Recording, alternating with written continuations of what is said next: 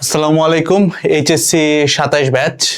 তোমরা দেখবা নিজেরা যদি একটু প্রশ্ন করো কিংবা আশপাশের বন্ধু বান্ধবের মাঝখানেও প্রত্যেকে দেখবা নিজেকে নিয়ে ব্যস্ত এবং নিজের মাথায় সবসময় একটা জিনিস ঘুরে, কিন্তু এটা অস্বীকার করার কোনো জায়গা নাই যে আমাদের মাথায় এরকম একটা জিনিস ঘুরে যে ভাই এমন 2-3টা কাজ বলে দেন ভাই, যে 2-3টা কাজ আমি এখন থেকেই করব।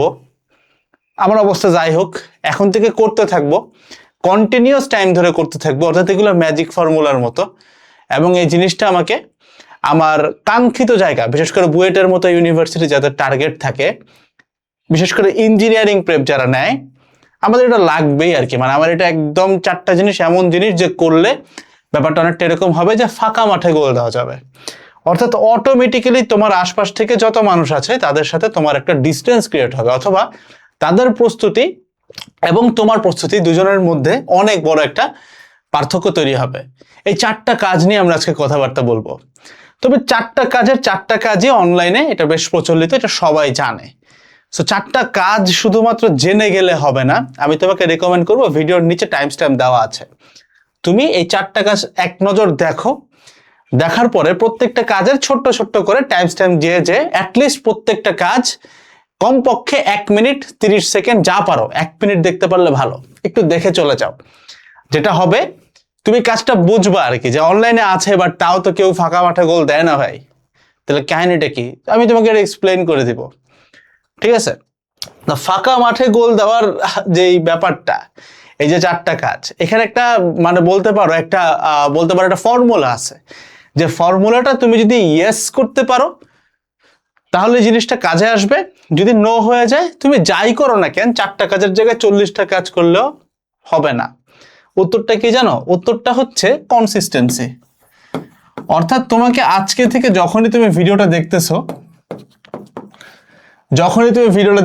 You have to make sure এর পর থেকে যত দিন টাইম আছে এটা প্রতিনিয়ত করতে হবে। তো দেখবে প্রথম 1 দিন 2 দিন কিছুই চেঞ্জ আসবে না, 3-4 দিন পরেও চেঞ্জ আসবে না, 1 সপ্তাহতেও চেঞ্জ আসবে না, 2 সপ্তাহ পরেও হালকা চেঞ্জ দেখবা, 3 সপ্তাহ 4 সপ্তাহ 1 মাস, এই টাইমে যাই তুমি দেখবা জিনিসটা একদম 100% তোমাকে একটা পরিবর্তনের মধ্যে দিয়ে নিয়ে গেছে। অর্থাৎ তুমি এই মুহূর্তে দাঁড়ায় যতগুলো ডিফারেন্স দেখতেছো বস, সবকিছু চেঞ্জ হয়ে যাবে। বুঝতে পারছো? সো ব্যাপারটা হচ্ছে কনসিস্টেন্সি। এই জিনিসটা রেগুলার করতে হবে। আউটপুট আসবে না, তারপরেও নিজেকে পুশ করতে হবে। এইচএসসি 27 ব্যাচের যারা 6 মাসের চ্যালেঞ্জটা নিয়ে পড়াশোনা করতেছো, 6 মাসে আমরা এডেড গ্রুপের পক্ষ থেকে ফুল সিলেবাস শেষ করার একটা দায়িত্ব নিছি বলতে পারো। একাডেমিক অ্যাডমিশনের ভিতরেই আমরা 6 মাসে তোমাদের একদম 100% ফুল সিলেবাস শেষ করতেছি। এবং এটার একটা কুপন আছে। কুপনটা কি? যাদের আর কি এটা জাস্ট বেসিক্যালি যাদের ধরো ফিনান্সিয়াল ডিফিকাল্টি আছে, আমরা শুধুমাত্র তাদেরকে অফার করি, এটা সবার জন্য না। তো যদি ফিনান্সিয়াল ডিফিকাল্টি থাকে ভাই, একটা কুপন দিতে হবে তোমাদের। আজকে লেটেস্ট কুপনটা আমার দেখতে হবে, আমার মনে হয় কুপন আছে কিনা শিওর না। আচ্ছা হ্যাঁ, কুপন আছে একটা।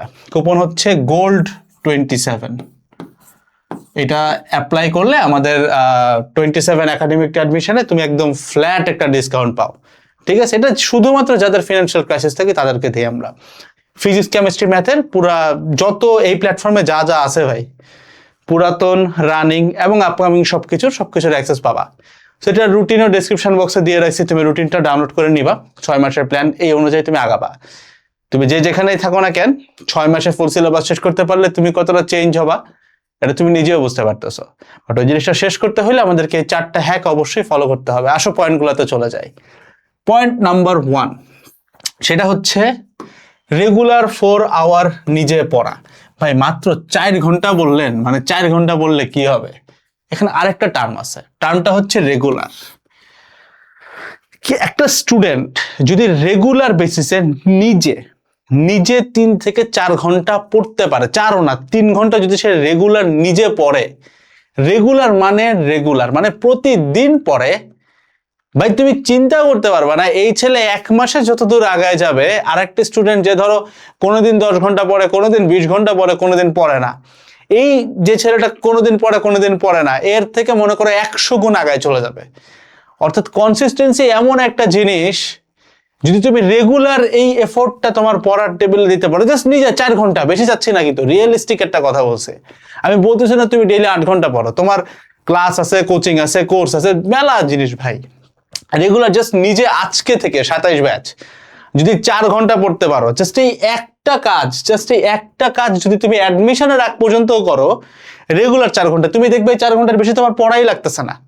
অর্থাৎ পড়াগুলো এতটা গুছায় যাবে ভাই, তোমার লাইফ এত গুছায় যাবে, তোমার পড়ার অ্যালগোরিদম এত সুন্দর হয়ে যাবে যে আগামীতে ওই 14 ঘন্টা 17 ঘন্টা তোমার পড়াও লাগবে না। কিন্তু ওই পড়াটা কার দেওয়া লাগে জানো? যে রেগুলার পড়াটা দেয় না।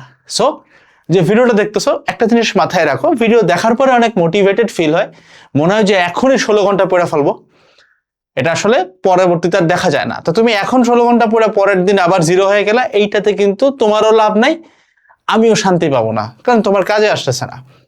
আমি এটা করলে একদম গ্যারান্টি দিয়ে বলতে পারি তোমাকে যে তুমি ভিডিওটার পর থেকেও 4 ঘন্টা পড়বা, কালকেও 4 ঘন্টা পড়বা, রেগুলার নিজে 4 ঘন্টা পড়ার টেবিলে স্টাডি করবা উইথ 100% ফোকাস।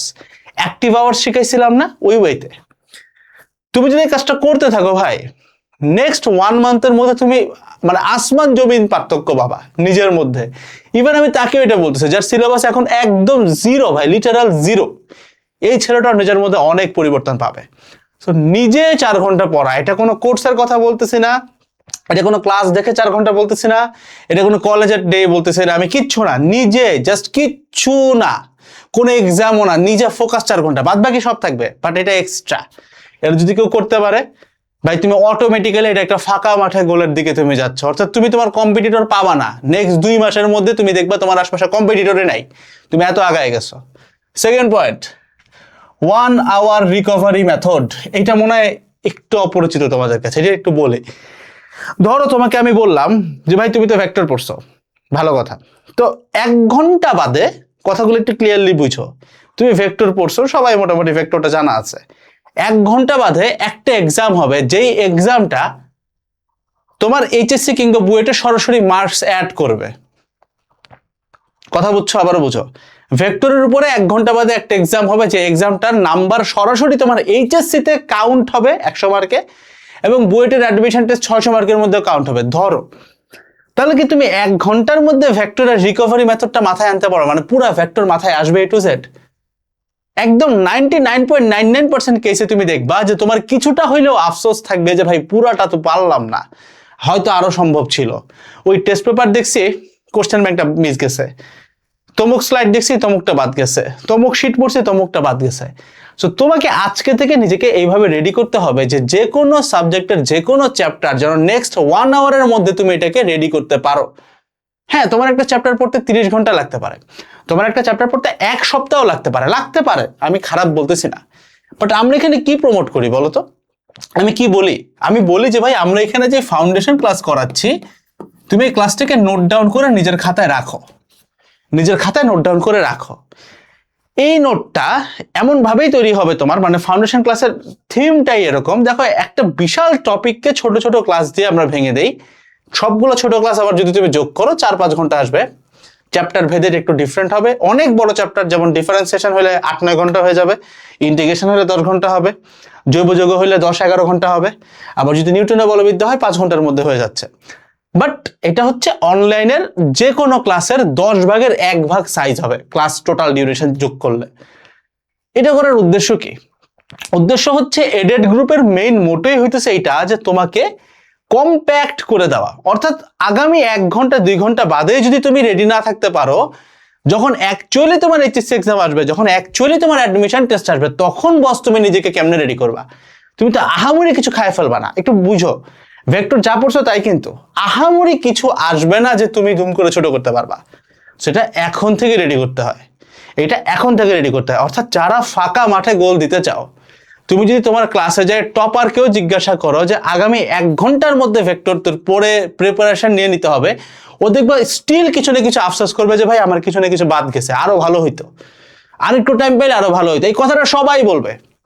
অর্থাৎ কেউ যদি এই জায়গাটা মাস্টারি করতে পারে যে আমি 1 ঘন্টার মধ্যে বস রিকভারি করতে পারি, 1 ঘন্টায় রিকভারি করতে পারি, গেল 2 ঘন্টা, গেল 2 ঘন্টায় রিকভারি করতে পারি, বিশ্বাস করো ভাই তোমারে কম্পিটিশনে ফেরানোর মতোই লোক তুমি পাবা না।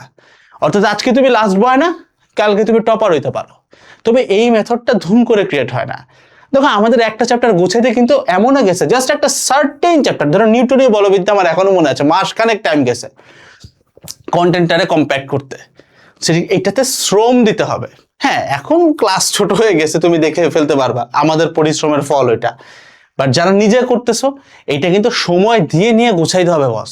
কারণ তুমি কিন্তু ছোট করা মানে এই না যে বাদ দিয়ে দিবা, সবকিছু মিলায়ে তারপরে একসাথে করতে হবে।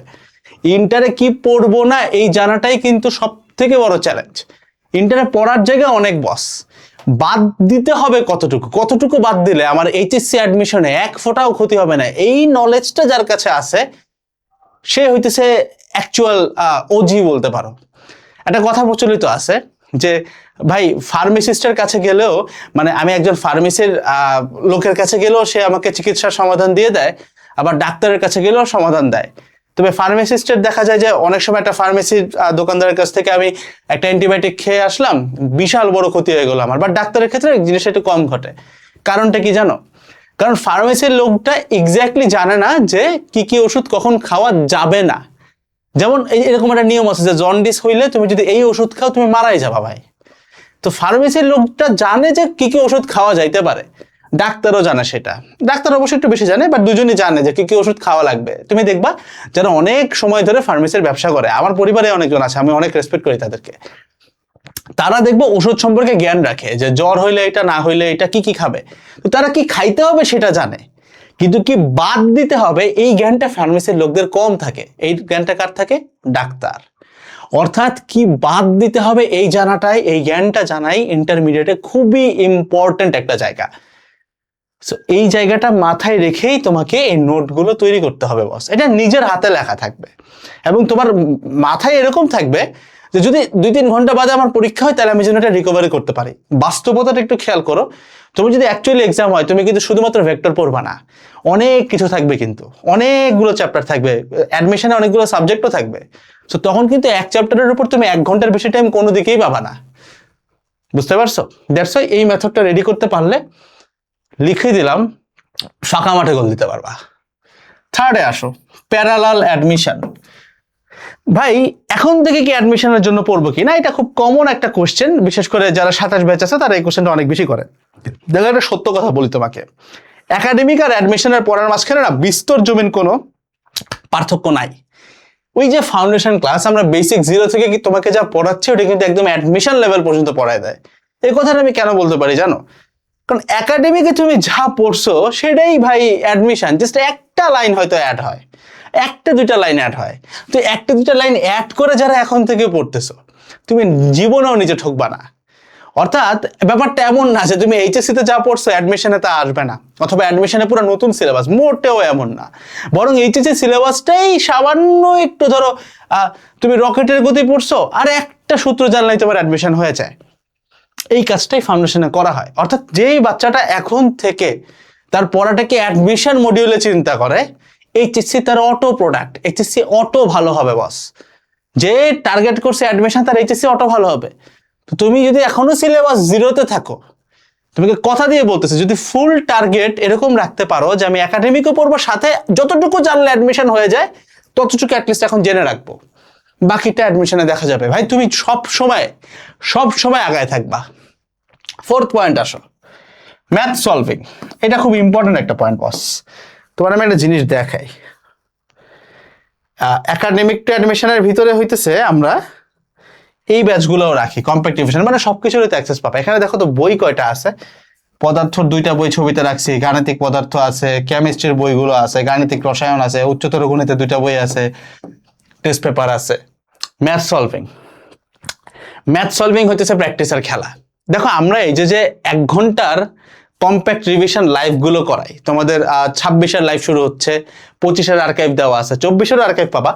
তো এই যে লাইভ গুলো তুমি দেখবে, তোমরাও কিন্তু এগুলো নতুন গুলো যেগুলো আসবে সেটারও অ্যাক্সেস পাবা, রানিং গুলো তো পাইছোই, আর পুরাতন গুলোর আর্কাইভ দেওয়া আছে। সো তুমি 27 ব্যাচ হইলেও 25, 26, 27 সবগুলাই পাবা এই একটা ব্যাচের মধ্যে। এটার সিস্টেমটাই এমন আর কি, এটাকে এমনিই চালায়। তো এতগুলো বই রাখার রিজন কি? আমরা 1 ঘন্টা লাইভের মধ্যে খালি টেস্ট পেপার সলভ করে দিলেই হইতো। আমরা কেন বলতেছি যে বাদ বাকি বইয়ের ম্যাথও সলভ করাবো? কারণ একটা ছেলে ম্যাথ সলভিং এ যত প্রো হবে, আমি বলতেছি না খুব কঠিন ম্যাথ পারতে হবে, বাট ও যত ম্যাথ করছে, সহজ ম্যাথই করুক না, ইজি ম্যাথই করুক, বাট ও যত ম্যাথ করবে ভাই, আই ক্যান সোয়ার অন দ্যাট, সারাদিন যে ছেলেটা থিওরি পড়তেছে তাকে সে কাটাবেই। মানে তুমি ধরো সারাদিন থিওরি পড়লা, ম্যাথ করলা দুইটা, আর একটা ছেলে থিওরি যতটুকু রিজনেবল ফাউন্ডেশনে হয়ে যায় ততটুকু দেখে এবার খালি ম্যাথ প্র্যাকটিস করতেই আছে, এ আগাবেই। ওই যে ব্রুসলির একটা কথা প্রচলিত আছে না, আমি প্রবাদটা একটু ভুল করতে পারি, ভুল হইলে ধরাই দিও, যে আমি ওই লোকটারে ভয় পাই না যে লোকটা হচ্ছে 1000 ধরনের কিক করতে পারে, আমি তারে ভয় পাই যে একটা কিক 1000 বার প্র্যাকটিস করে আসছে। অর্থাৎ কতবার প্র্যাকটিস করতে পারো। একটা থিওরি থেকে অনেক ম্যাথ হয়, একটা থিওরি থেকে অনেকগুলো ম্যাথ হয়, ম্যাথগুলো কতবার প্র্যাকটিস করতে পারো এইটার উপরে তোমার এক্সেলেন্স ডিপেন্ড করে। এটা হচ্ছে 4 নম্বর পয়েন্ট। আজকে থেকে যাই পড়তেছো ট্রাই করবা ওইটাতে 4-5টা ম্যাথ দেখে ফেলার, ম্যাথ সলভ করার। প্রত্যেকটা ফাউন্ডেশন ক্লাসে তুমি দেখবা টেস্ট পেপারের ম্যাথ সলভ করাই, আমরা বিভিন্ন রাইটারের ম্যাথ সলভ করাই দেই, কোশ্চেন ব্যাংকেরও ম্যাথ সলভ করাই দেই। যদিও ওইটার জন্য আমাদের ডেডিকেটেড ব্যাচই আছে এটার ভিতরে, ওই একই কোর্স প্যানেলের নিচে গেলেই তুমি পাবা, বাট স্টিল ওই ফাউন্ডেশন ক্লাসেও আবার ম্যাথ করাচ্ছে, কজ যত গুড় তত মিষ্টি, ম্যাথ সলভ করতে হবে। তো এই 4টা পয়েন্ট যদি বস আজকে থেকে পালন করতে পারেন, আমি কথা দিচ্ছি আপনাকে, জাস্ট কিছু না, কনসিস্টেন্সি ধরে রেখে এক মাস বাদ দেন, 3 সপ্তাহ, 3 উইকস এই কাজগুলো করে যান। পার্থক্য যদি না আসে ভাই তুমি যা বলবা তাই, বাট 3 সপ্তাহ কনসিস্টেন্টলি কাজটা করতে হবে, 4টা কাজ। ইনশাল্লাহ তুমি এমন একটা পজিশনে যাবা যে তুমি তোমার আশপাশে কম্পিটিটরই খুঁজে পাবা না, যে কার সাথে কম্পিটিট করবো ভাই। বাট রূঢ় বাস্তবতা হচ্ছে এটা মানা অনেক কঠিন। শোনা বোঝা যতটা সহজ, মানতে গেলে এটা অনেক কঠিন। সো পরিশ্রম করে হইলেও 4টা কাজ মানো ভাই, তুমি অটোমেটিক্যালি চান্স পাবা ইনশাআল্লাহ। আসসালামু আলাইকুম, টাটা।